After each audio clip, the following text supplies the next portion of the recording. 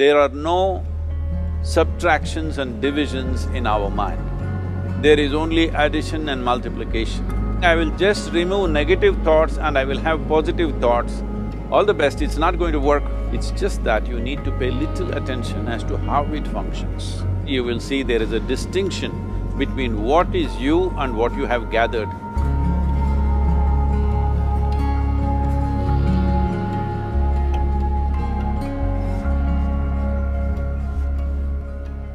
Well, see the way the question is asked and also the way normally it's addressed is, people think there is something called as negative thought and positive thought.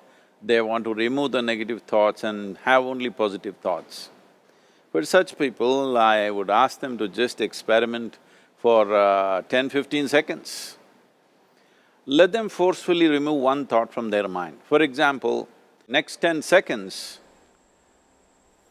just don't think of a monkey. Try not to think of a monkey for next 10 seconds. You will see you will be full of monkeys. So what I'm saying is, this is the nature of your mind, because in this mind, all the three pedals are throttle. There is no brake, there is no clutch. Whatever you touch, it will only go faster. In this kind of mind, people have been taught from moral teachers and religious teachers, do not think about bad things. Well, since then it's been a full-time job. So there is no way you can handle the mind like this. This doesn't need any great enlightenment.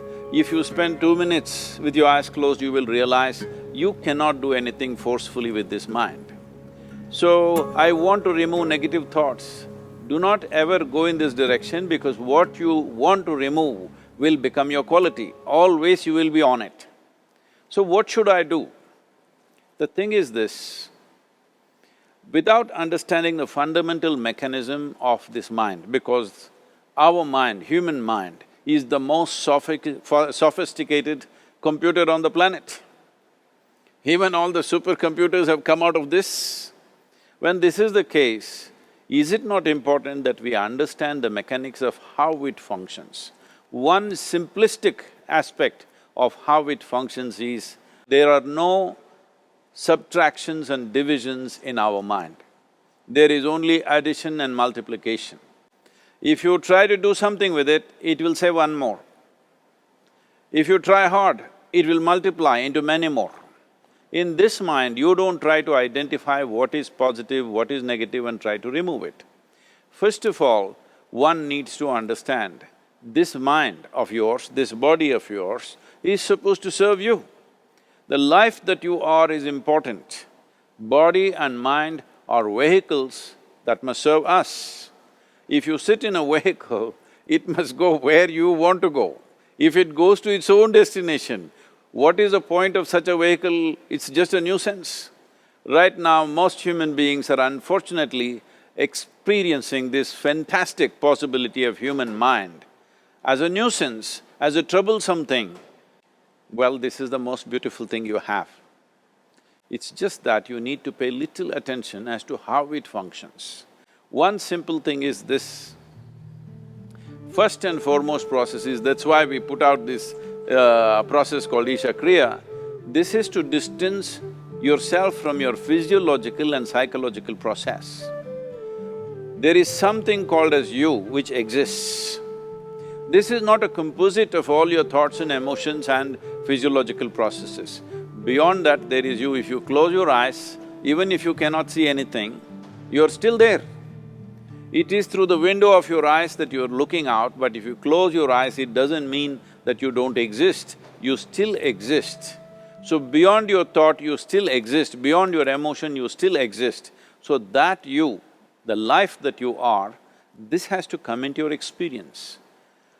Why is it that you're not allowing that to come into your experience, which is the most significant aspect of who you are? Who you are right now, the most significant aspect is, you and me are alive right now, this is it. What I'm thinking, what you're thinking is not the important thing. We are alive right now, that is the important thing. So, it is important that you focus on this fundamental sense of aliveness within you, and then you will see there is a natural distance between you and your thought process. Once there is a distance between your psychological process and your physiological process, this is the end of suffering. Because there are only two kinds of suffering that human beings go through, physical suffering and mental suffering. Once you create a little space between you and your mind, between you and your body, this is the end of suffering. This is something every human being has to experience and know, otherwise thinking I will just remove negative thoughts and I will have positive thoughts, all the best, it's not going to work 100%, it's not going to work because nobody can remove it, they can avoid it for some time. So when negative thoughts come, you say Ram Ram, Shiva Shiva, whatever you want, but this is just avoiding, it's not gone.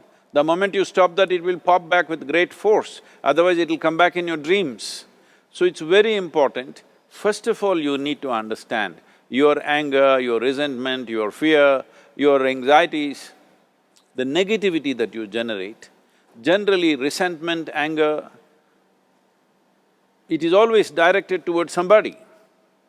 But we need to understand this is poisons that we are drinking and expecting somebody else to die. Fortunately, life doesn't work like that. If I drink poison, I die. If I drink poison, you don't die. So, we need to understand this. When I say poison, today you can have yourself chemically analyzed. Right now, what is your blood work, what it says? 5 minutes of intense anger, check your blood work and see, there will be lots of negative elements in it, literally you're poisoning yourself. So, do you want to poison yourself? Definitely not. Now the very question is coming from certain helplessness, what shall I do? Don't do anything, just sit back and just concern yourself with something which is a life process. Maybe your heartbeat, maybe your breath, maybe just the sensation of being alive. Depending upon how sensitive or how perceptive you are, accordingly, find something. It could be a sensation in the body, it could be breath, it could be heartbeat, it could be anything, something which indicates life to you. Just pay attention to that for some time. Slowly you will see there is a distinction between what is you and what you have gathered, which includes both your physiological and psychological possibility or mess, whatever you made out of it.